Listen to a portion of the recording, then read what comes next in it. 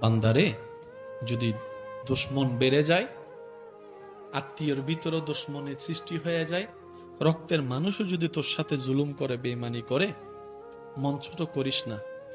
তোদের জীবনের প্রতিটা ক্ষণে কিভাবে মোকাবেলা করবি সেটা প্র্যাকটিক্যাল শিখে নেওয়ার জন্যই আমি প্রত্যেকটা নবীকে এক একটা মুসিবত দিয়ে তোদের জন্য শিক্ষার ব্যবস্থা করে দিয়েছি। সুবহানাল্লাহ।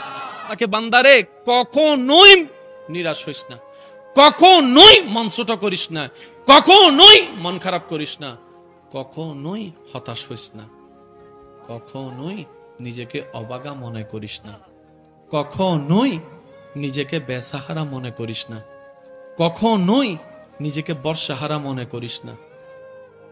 মির রাহমাতিল্লাহ, আমি আল্লাহর রহমত থেকে, আমি আল্লাহর রহমত থেকে, আমি আল্লাহর রহমত থেকে কখনোই নিজেকে এটা মনে করিস না যে আমি আল্লাহ তোকে ফেলে দিব।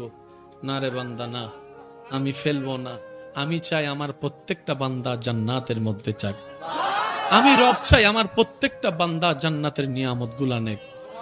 আমি চাই আমার প্রত্যেকটা বান্দা জান্নাতের মধ্যে নাজ নিয়ামতে ভরপুর হয়ে সেই নিয়ামত যা আমি সৃষ্টি করেছি আমার বান্দাদের জন্য সব তারা নেক। এটা আমি রবের চাওয়া।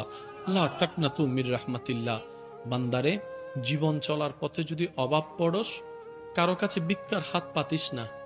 আমি রবের হুকুম আসা পর্যন্ত একটু অপেক্ষা করিস। আমি রবের হুকুম আসা পর্যন্ত একটা অপেক্ষা করিস। আমি শ্রদ্ধার সাথে বলছি, একটু মিলিয়ে দেখবেন, প্রত্যেক জনের জীবনে হঠাৎ কিছু টাকার প্রয়োজন হয়েছিল, পকেটে টাকা ছিল না, কিন্তু সে কাজটা এখনো পর্যন্ত আটকে থাকে নাই। কোনো না কোনো ভাবে কিন্তু আল্লাহ আপনাকে ব্যবস্থা করে দিয়েছেন। সুবহানাল্লাহ। আল্লাহ কখনো কাউকে বেসাহারা রাখে না। আর যেখানে রহমাতুল্লিল আলামিন নবীর উম্মতের কথা আসে, সেখানে তো বেসাহারা কোনো প্রশ্নই আছে না, বেসাহারা কোনো শব্দই আসে না। রব্বুল আলামিন বলে, আমি অন্য নবীর উম্মতের জন্য যতটুক দয়াবান, তোদের জন্য তার চেয়ে আরো বেশি দয়াবান। রব বলে, লা তাকনাতু মিন রাহমাতিল্লাহ। ও আমার বান্দারে, ওই অভাবে পড়লে এত বেশি নিরাশ হইস না, আমার হুকুমের অপেক্ষা করিস। অসুস্থ হলে এত বেশি ঘাবড়াই যাস না, আমি আল্লাহর নির্দেশের অপেক্ষা করিস। তোদের উপর যখন আপনরা বেশি কষ্ট করবে, কষ্ট দিবে, জুলুম করবে, ইউসুফ নবীর জীবনীটা একটু খেয়াল করিস। ইউসুফ নবীর জীবনীটা একটু খেয়াল করিস।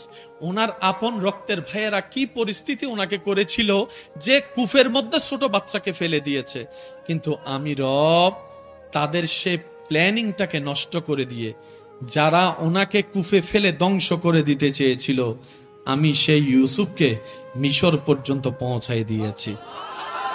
জগৎ ওনাকে অপরাধী ভেবে, অপরাধী মনে করে জেলখানায় বন্দী বানিয়েছে। ওনার ধৈর্য শুকরের কারণে আমি আল্লাহ ইউসুফ নবীকে রাজার সিংহাসনে বসিয়ে দিয়েছি। বান্দা, যখন শরীর বেশি অসুস্থ হয়ে যাবে, আমার নবী আইয়ুবের কথা মনে করিস। যখন তোর মানসিক যন্ত্রণা একটু বেশি বেড়ে যাবে, আমার নবী ইব্রাহিমের কথা একটু মনে করিস। যখন তোর দিক চতুর রাস্তা বন্ধ হয়ে যাবে, চতুর্দিকে তুই অন্ধকার দেখবি, তখন আমার নবী ইউনুসের কথা একটু মনে করিস। আর একটু জোরে বলেন না সুবহানাল্লাহ।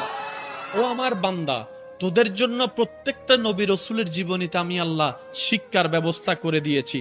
আর সব শিক্ষাকে এক জায়গায় করে বাঁচার রাস্তার ব্যবস্থা করে উসওয়াতুন হাসানা ওয়ালা নবী রাহমাতুল লিল আলামিনের জীবনীকে সামনে রেখে দিয়েছে। সুবহানাল্লাহ। বান্দা যেটা রবের, সে হারবে, ফেল যাবে, এটা হতে পারে না। রবের বান্দা কখনো হারে না ভাই, রবের বান্দা হারে না। মূসা আলাইহিস সালামের একজন উম্মত দীর্ঘদিন যাবত পাহাড়ের মধ্যে নীরবতায় আল্লাহর ইবাদত করতে লাগলেন। খাওয়া দাওয়া যা যা আছে সবকিছু কমিয়ে শুধু আল্লাহর ইবাদত, ইবাদত, ইবাদত, শুধু রবকে খুশি করার জন্য।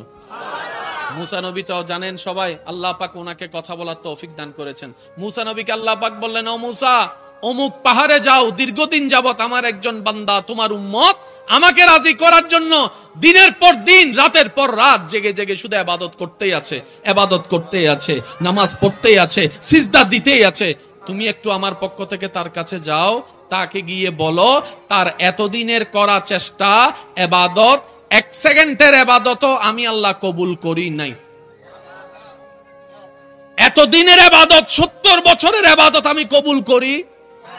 মুসা নবী কথাটা শুনে চোখের পানি ছেড়ে দিলেন। হাজার হলো তো ওনার উম্মত, হাজার হলো তো ওনার উম্মত। মুসা নবী বলে, আল্লাহ একটা সিজদাও পছন্দ হয় নাই। আর একটু জোরে, আল্লাহ একটা ডাকও পছন্দ হয় নাই তার? আল্লাহ পাক বলে যে হয় নাই, তাকে গিয়ে বলো তার একটা ইবাদত আমার পছন্দ হয় নাই। মুসা নবী মন খারাপ করে আল্লাহর দেখানো পথে সে উনাকে গেলেন, ওনার ওখানে গেলেন। যাওয়ার পরে দেখলেন উনি ইবাদতের মধ্যে মশগুল হয়ে আছেন। মুসা নবী অপেক্ষা করতে লাগলেন। উনি ইবাদত শেষ করার পর মুসা নবীকে দেখেই অবাক হয়ে বসা থেকে দাঁড়িয়ে সালাম দেওয়া শুরু করলেন। মুসা নবী আল্লাহ পাক যেভাবে শিখিয়ে দিয়েছেন সেভাবে বললেন। মুসা নবী বললেন, আপনি কি এতদিন ধরে ইবাদত করছেন? বলে যে হ্যাঁ।